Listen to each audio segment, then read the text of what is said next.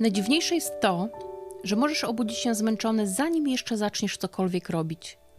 Otwierasz oczy, sięgasz po telefon. Jeszcze leżysz w łóżku, ale świat już jest przy tobie. Ktoś napisał, ktoś coś opublikował, gdzieś wydarzyło się coś ważnego. Coś trzeba sprawdzić, coś trzeba zapamiętać, na coś trzeba odpowiedzieć. I niby to tylko kilka sekund, niby nic wielkiego. Ale zanim naprawdę zaczniesz dzień, twoja głowa już pracuje, już odbiera, już filtruje, już porównuje, już próbuje nadążyć. I może właśnie dlatego tak wielu ludzi czuje się dziś zmęczonych, nawet wtedy, kiedy z zewnątrz wszystko wygląda normalnie. Może problem nie polega na tym, że mamy za mało siły. Może problem polega na tym, że świat za dużo od nas bierze?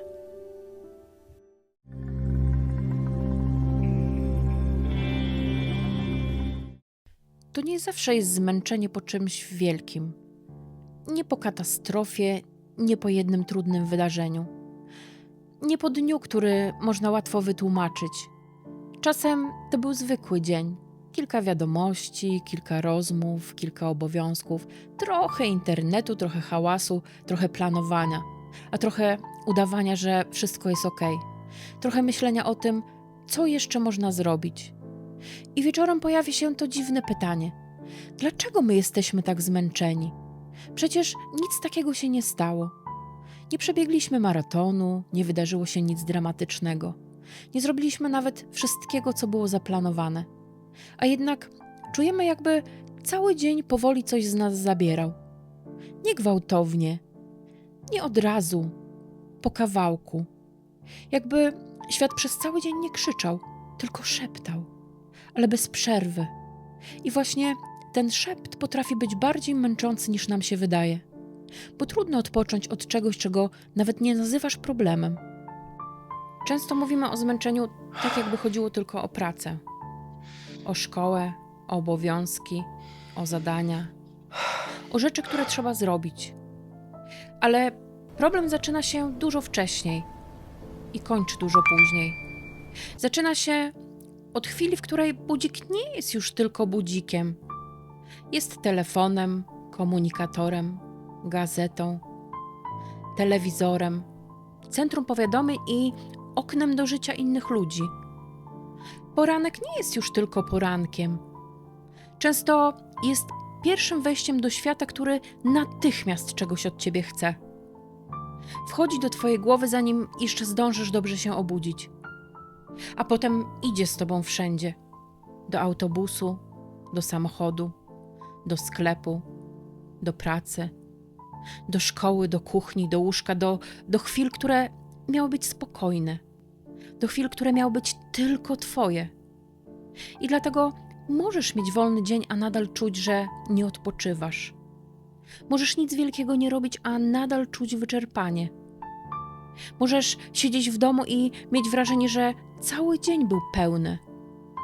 Bo ciało może mieć przerwę, ale głowa już niekoniecznie. Pomyśl o jednym zwykłym dniu. Nie najlepszym, nie najgorszym, po prostu zwykłym. Kiedy ostatnio był w nim moment, w którym do twojej głowy naprawdę nic nowego nie wchodziło? Bez muzyki, bez filmu, bez wiadomości, bez powiadomień, bez cudzych emocji, bez czyjegoś życia na ekranie. Bez myśli, że trzeba coś jeszcze załatwić. My często mylimy ciszę z brakiem hałasu. Bo prawdziwa cisza to nie jest tylko moment, w którym nikt nic nie mówi. To moment, w którym mózg nie musi niczego nowego przetwarzać. I takich momentów mamy coraz mniej. Mamy wolne chwile, ale wypełniamy je bodźcami. Mamy przerwy, ale od razu czymś się zaklejamy. Mamy wieczory, ale często nie mamy w nich odpoczynku. I to jest jeden z powodów, dla których jesteśmy tak zmęczeni. Nie dlatego, że cały czas robimy coś ciężkiego, tylko dlatego, że prawie nigdy nie dajemy głowie prawdziwej ciszy. I tutaj dochodzimy do jednego z największych złudzeń współczesnego życia. Nazwaliśmy wolny czas odpoczynkiem, a to nie zawsze jest to samo. Możesz mieć wolny wieczór i ani chwili prawdziwego odpoczynku. Możesz leżeć na kanapie i nadal męczyć głowę. Możesz oglądać film, a jednocześnie sprawdzać telefon. Możesz scrollować przez godzinę i mieć poczucie, że przecież nic nie robisz. Ale twój mózg robi bardzo dużo. widząc kolejne twarze, kolejne historie, kolejne opinie, dramaty, sukcesy, reklamy, kolejne rzeczy, które ktoś ma, robi, przeżywa albo pokazuje. Ciało odpoczywa, ale głowa dalej przyjmuje świat. I to jest moment, którego często nie zauważamy, bo rozrywka daje ulgę, daje oderwanie, daje chwilowe zapomnienie. Czasem naprawdę pomaga, ale nie zawsze regeneruje. Nie każda rozrywka jest odpoczynkiem, nie każda przyjemność daje spokój, nie każda wolna chwila naprawdę nas odnawia. Czasem odpoczywamy w sposób, który jeszcze bardziej nas przeciąża.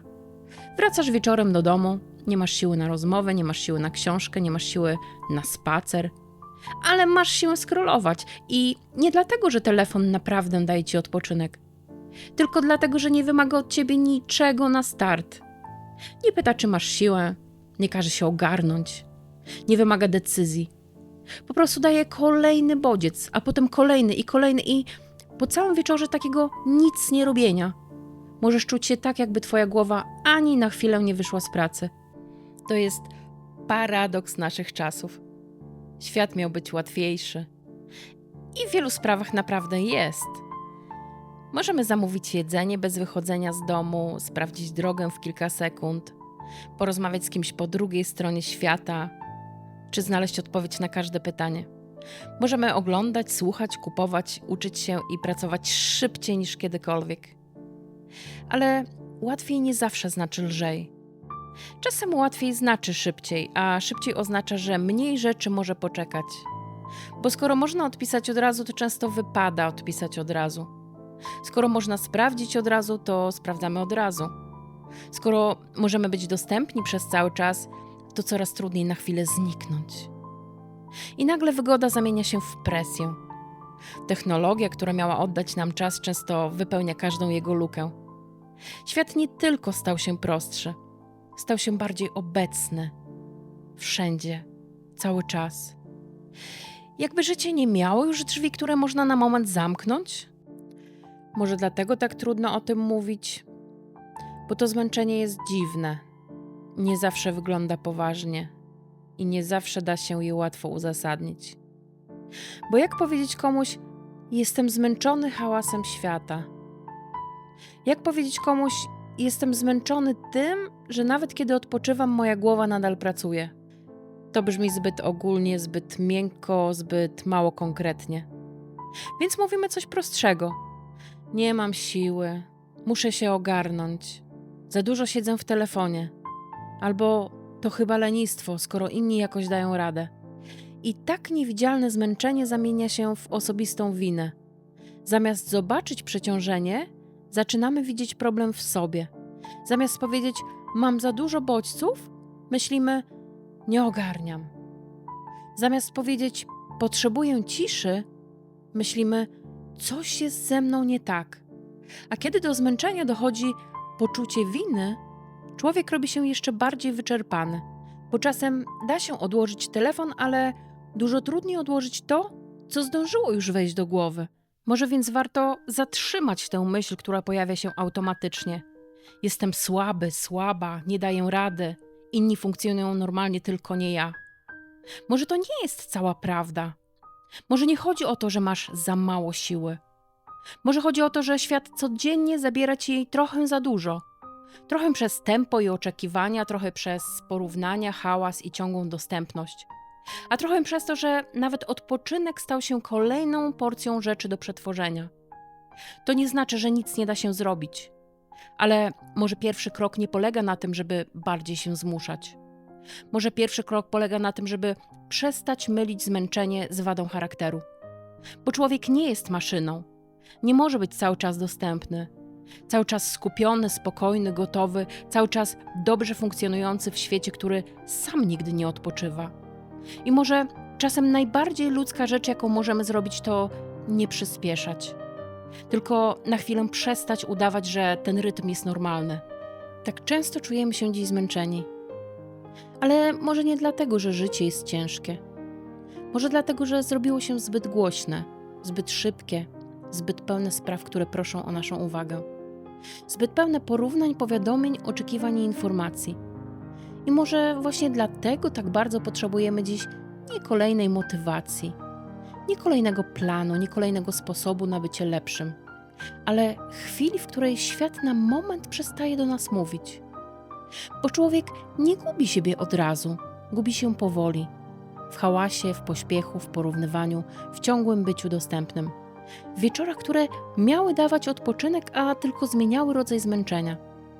A odzyskiwanie siebie często zaczyna się bardzo cicho. Nie od wielkiej rewolucji, nie od idealnego planu czy obietnicy, że od jutra wszystko będzie inaczej. Tylko od jednego pytania. Czy naprawdę brakuje mi siły? Czy może świat za dużo mi jej zabiera? To był Świat po ludzku. Jeśli ten temat dał Ci do myślenia, daj znać w komentarzu. A jeśli chcesz zostać tu na dłużej, subskrybuj kanał.